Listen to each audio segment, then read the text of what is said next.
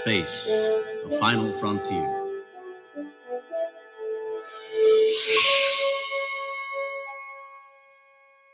These are the voyages of the starship Enterprise. Its 5-year mission: to explore strange new worlds, to seek out new life and new civilizations, to boldly go where no man has gone before.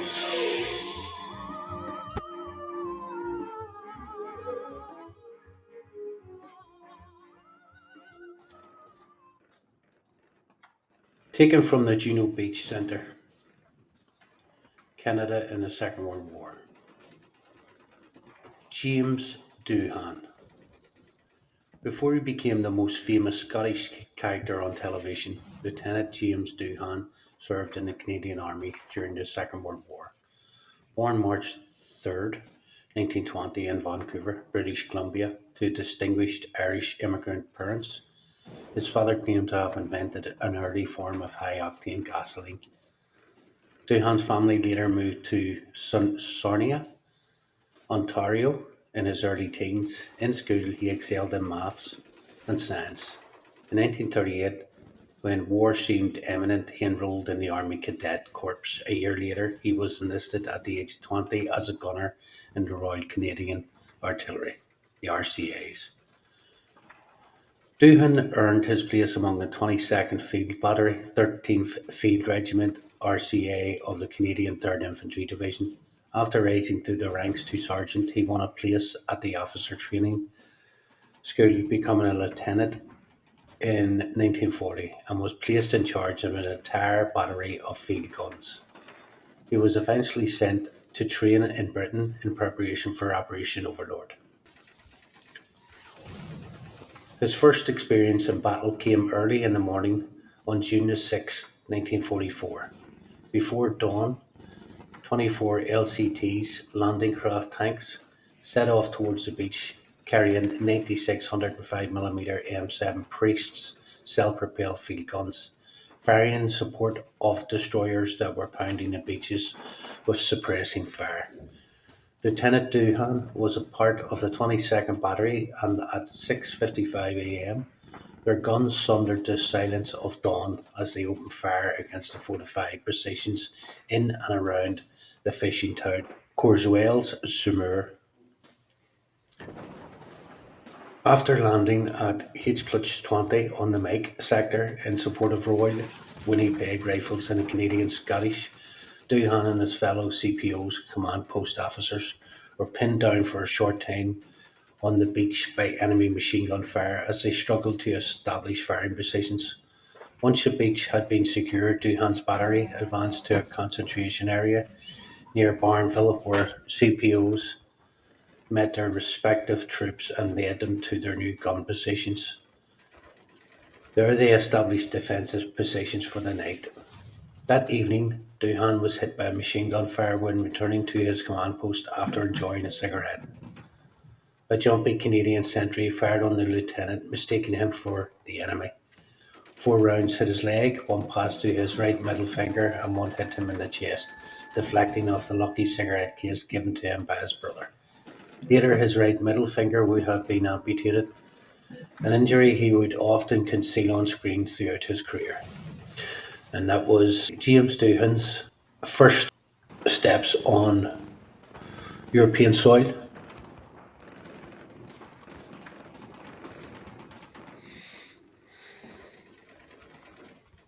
Welcome. As you probably were surprised as me when you seen James Doohan, who played Scotty in the original Star Trek, that landed on Juno Beach, 1944.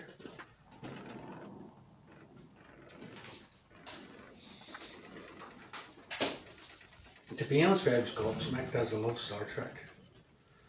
Now, he landed on, was it Mike? Yeah. So he's landing here. He's landing in this turn, actually. Must be a next turn, actually. Hang on. Let's see. He's actually landed with this group here. So we're going to call this the Doohan, Lieutenant Doohan group. We'll see how well they do. So what did we leave off? We left off with the Germans destroying the Sherman main clear. This one. I've only one of these, so I had to take it off board. And this was injured previously, but the track has been fixed. I just realised they sent men over, engineers, to fix the tank, but the tank has an engineer team in it, can fix its own. I think I lost one man. We lost 2 brains. Full squad here. Only 2 men survived this. It's handy enough because it's a brain gun. A couple of men killed there. The Germans didn't do too bad actually. So what do we have? We have all necessary morale tests are taken. There is none. Chance observation tests. Chance tests done. Smoke shells are fired. Are we firing smoke shells?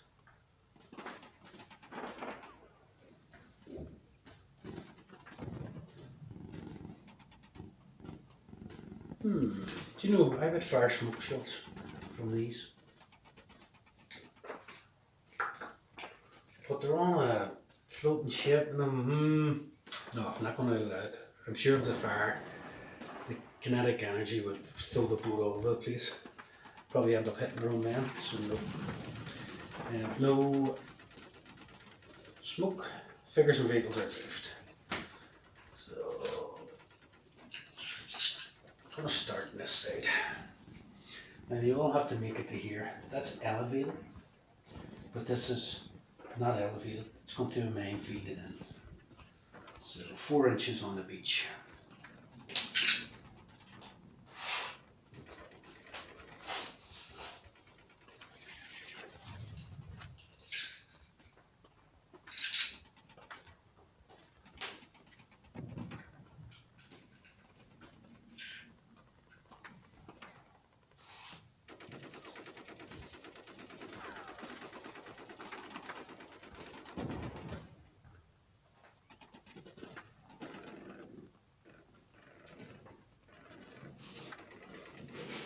I'm going to take advantage of that cover. That's a D-inch motor. I'm not going to move that because I want to take more pot shots. So yeah, I'm going to leave that there. Now these guys. Now the way it works is that the throw for drift. So the first one, it gets 5, and I believe that's no drift. Check a bit in a second. Not 3, and I believe that's 1, 2, left, 3, 4, right. I believe that's several inches to the right. Well, that actually suits. Landing craft, D6 is stolen for each landing craft. 4 inches, crawling 2 inches, vehicle,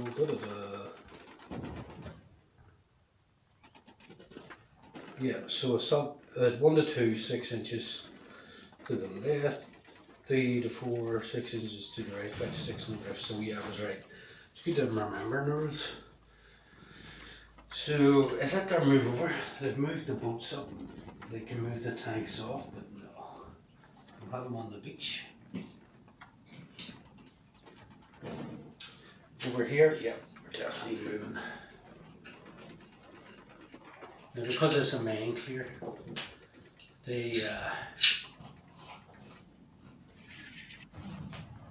within 6 inches of that tank on either side, they don't hit a main.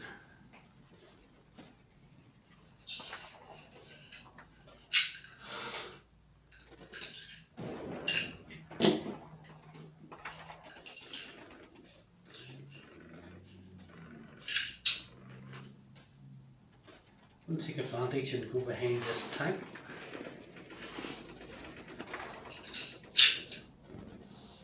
See if we can with these brain cars to save the drift.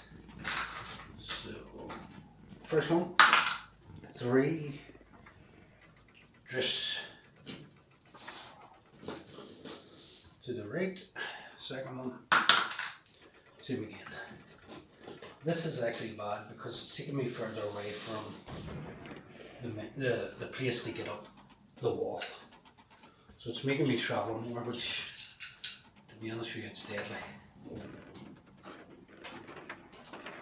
Okay, so that's movement done. Firing is declared and carried out.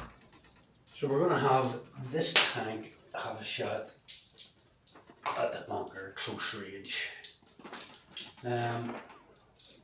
This tank is going to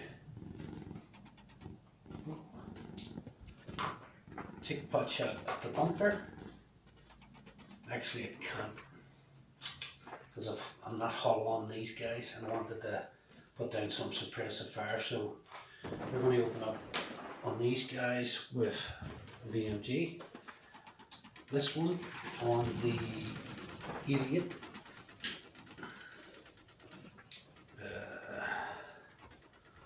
Can't do nothing with these guys.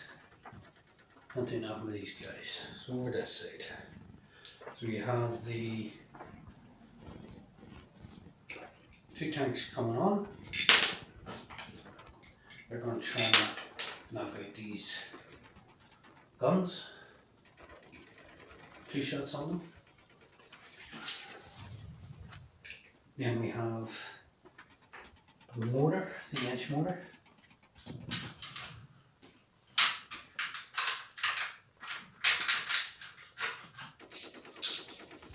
On this guy, just in case. And then we're going to have fire team. Well, they can't hit anything, there's nothing to hit. They're in a battlement up a wall. Yeah, they're mounted up that mortar, so they can't fire that mortar. It's on the move. So yep, that's firing many for the Canadians, but hopefully they're lucky. So we have from the big guns down,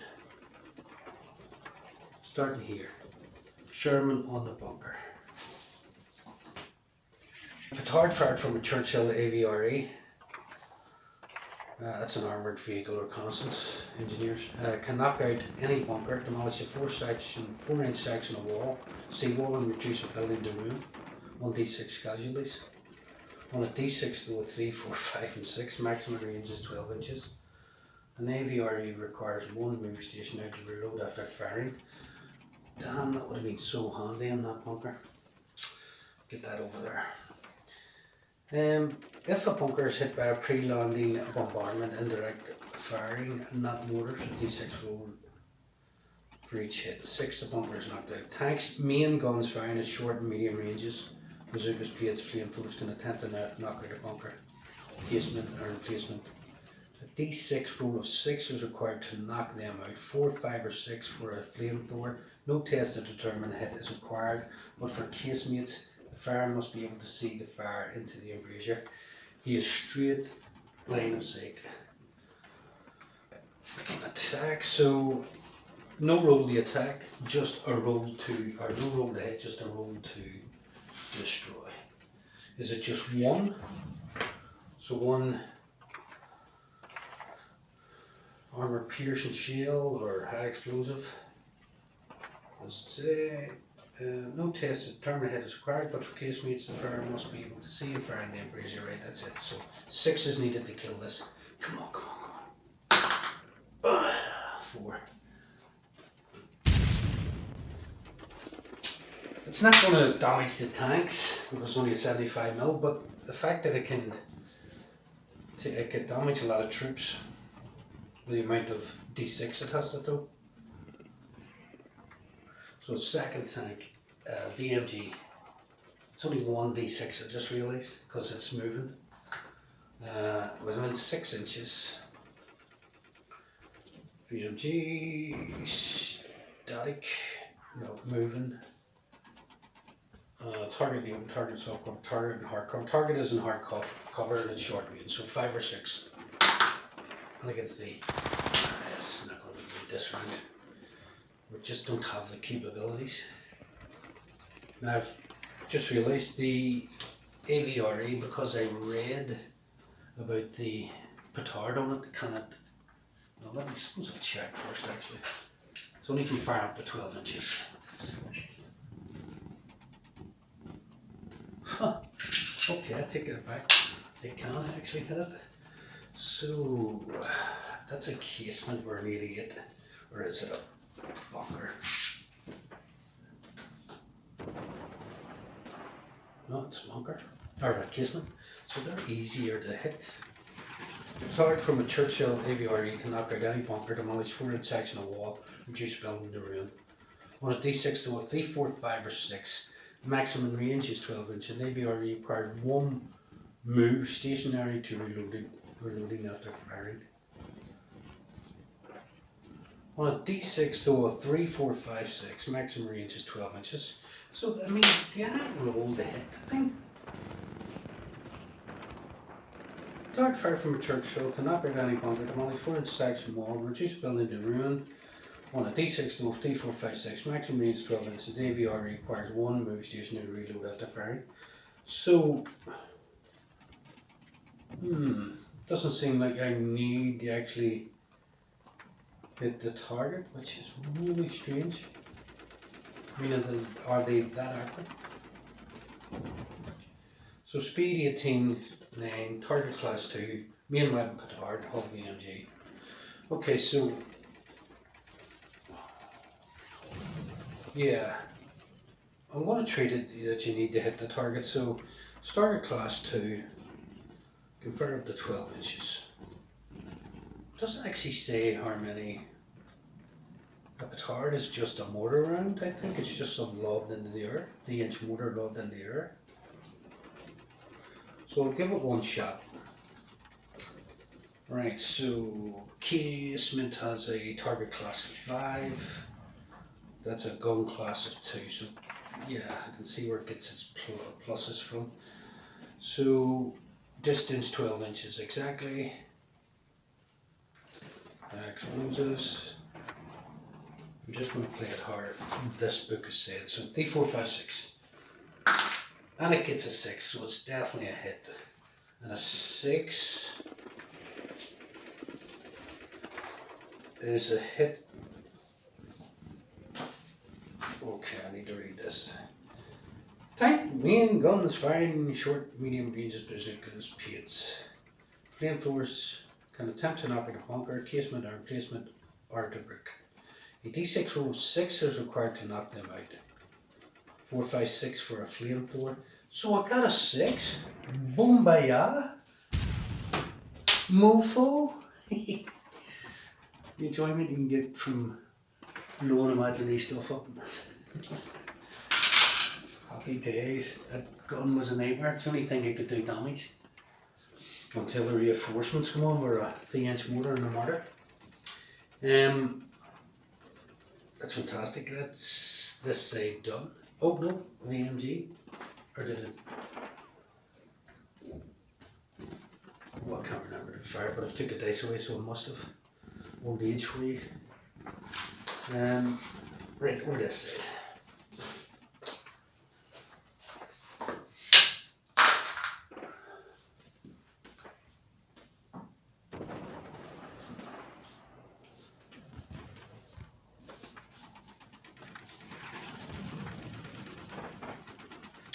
So we have top down Sherman on the 50mm.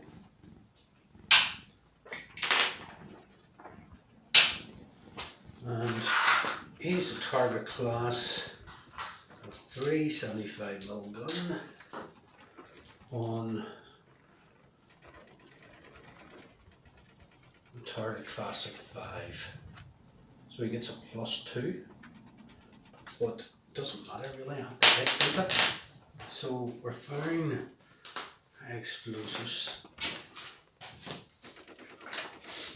from Sherman. It's being direct fire.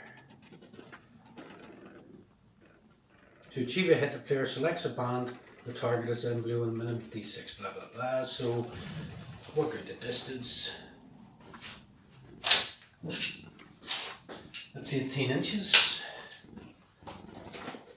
18 inches is 3 or more to hit. Target's in hard cover. Doesn't matter. If either the target moved in their previous turn or the fire is moving this turn, deduct 1 from the dice roll. Yeah. So it's 4 more to hit.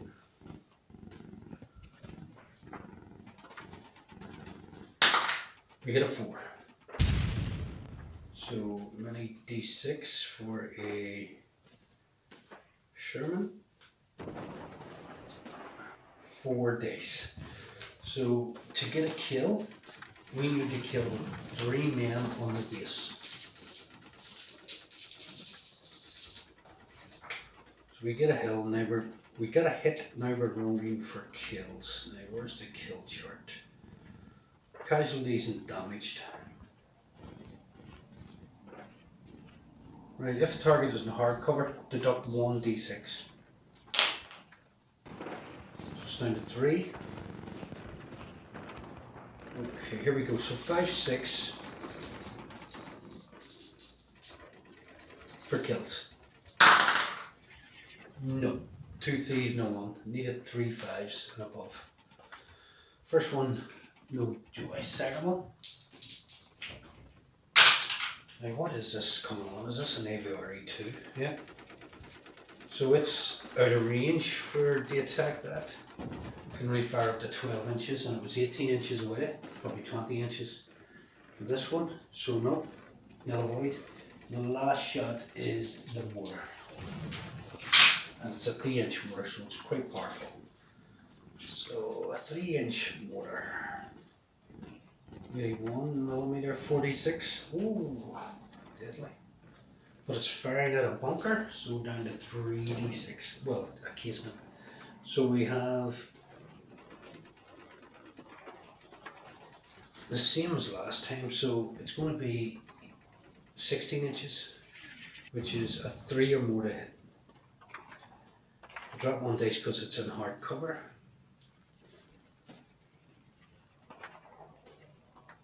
This is moving, so instead of 3 or more, I need 4 more. And to hit, I need first round. The d6 though, 6 is required to hit a target that moved in its last turn. It hasn't moved, so 5 6s. And then the second gun in the battery, or second mortar round, hits automatically. If the first round hits 3 dice, we get a 6. So we needed 3 5s or above to kill anything in there.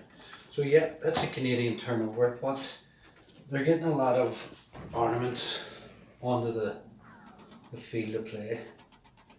The only thing is the Germans are too, because they're going to bring in their reinforcements over here. Not a very good round for the Allied, but it really is early days. They've got everything on to the beach. They're not losing much from main things, but as I've just realised, these guys moved 2 days. A drop of 1 and they're dead, and whatever they killed is back again. Well, they didn't kill anything, so here we go. Don't get 1s. And we get a 5 and a 4. Now, the main field for the men, I was reading, they wouldn't be heavy enough to set off a main. The mains were for tanks, artillery and stuff. Okay, so that'll do me. Thanks for watching. Bye bye.